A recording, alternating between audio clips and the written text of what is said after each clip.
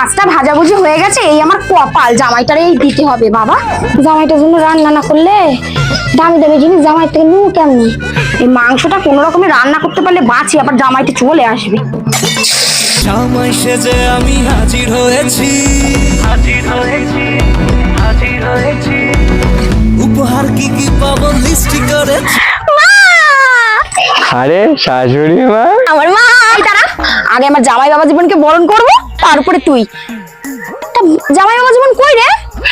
ওই তো আসছে। কি গো, কোথায় গেলে? এসো, একটু নড়ে চড়ে এসো। এত দেরি হলো কেন আসতে? এই তো মা, তোমার জামাই এসে গেছে। এসো বাবা জীবনে এসো। আসো, তোমাকে আমি বরণটা করে নি। বাবা দাঁড়াও দাঁড়াও, তুমি এরকম পুরোনো শাড়ি পরে আছো কেন মা? কি করবো বল, তোর জামাইয়ের জন্য এত পদ রান্না করতে করতে না আমার সব টাকা শেষ হয়ে গেছিল, তাই তো আমি আর শাড়ি টাড়ি কিনতে পারিনি। আমি তো জানতাম, তাই তো আমি তোমার জামাইকে বলেছি একটা ভালো দেখে শাড়ি নিয়ে আসতে। তোমার জামাই তোমার জন্য একটা ভালো দেখে শাড়ি নিয়ে এসেছে। তা বেশ ভালোই করেছো বাবা, দাও শাড়িটা দাও। মাকে শাড়িটা দাও। এই যে শাশুড়ি মা, আমি আপনার জন্য শাড়ি নিয়ে এসেছি। এই নাও। বাহ, নতুন শাড়ি একদম। যাও যাও, শাড়িটা পরে এসো, তারপর তুমি তোমার জামাই বাবা জীবনকে বরণ করবে। এই তোরা তাহলে দাঁড়া, আমি শাড়িটা পরে আসি। হ্যাঁ, আমার মাকে কি সুন্দর লাগছে। শাশুড়ি মাকে খুব ভালো লাগে বলো। হ্যাঁ, এবার তাহলে বাবা জীবন আমি বরণটা শুরু করি।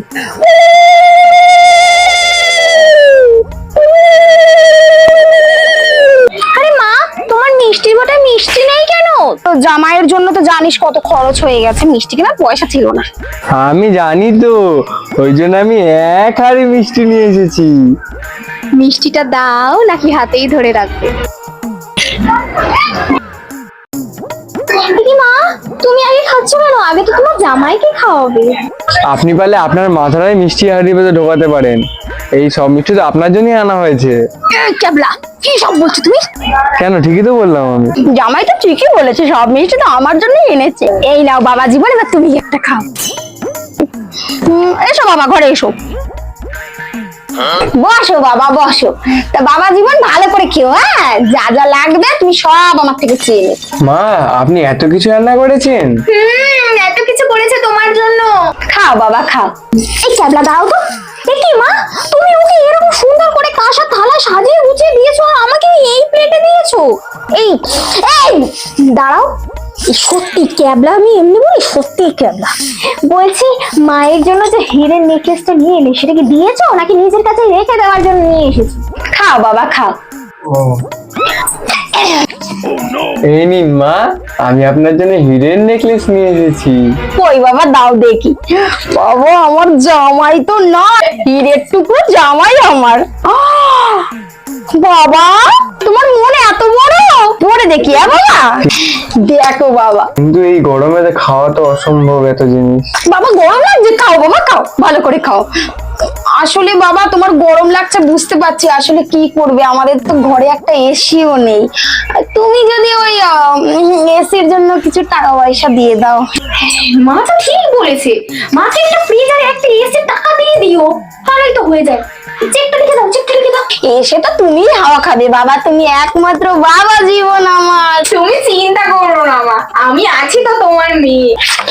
এই নিন মা, আপনার জন্য। বাবা, তুমি 1,00,000 টাকা দিয়েছো, এটা দিয়ে এসি ফ্রিজ কি করে কিনবো বাবা? তুমি এর পাশে আরেকটা শূন্য বসিয়ে দাও না বাবা। ঠিক আছে, আমি এর মধ্যে আরেকটা শূন্য বসিয়ে 10 লাখ করে দিচ্ছি। আমার হীরের টুকরো জামাই বলে কথা দেখেছো মা? আমি বললাম না তুমি কেন চিন্তা করবে না, তোমার মেয়ে তো আছে নাকি। এই নিন মা, আপনার জন্য। আমার সোনার টুকরো হীরের টুকরো জামাই, কারোর যেন নজর না লাগে আমার জামাইয়ের উপর। বাবা তুমি তাহলে এক কাজ করো, আমার এই ঘরটা ভাঙাচোরা দেখছো তো, তুমি একটা নতুন আমাকে ঘর বানিয়ে দিও। বাবা, সেট পাথরের দিন। তুমি কোনো চিন্তা করো না, তোমার এই বাড়ি আস্তে আস্তে আমি পুরো সাজিয়ে দেবো, তাই না? তাই তো বলো, তাই তো? হ্যাঁ তো? হ্যাঁ। চেকটা রাখো, এমনি বলি না ক্যাবলা, সত্যি ক্যাবলা।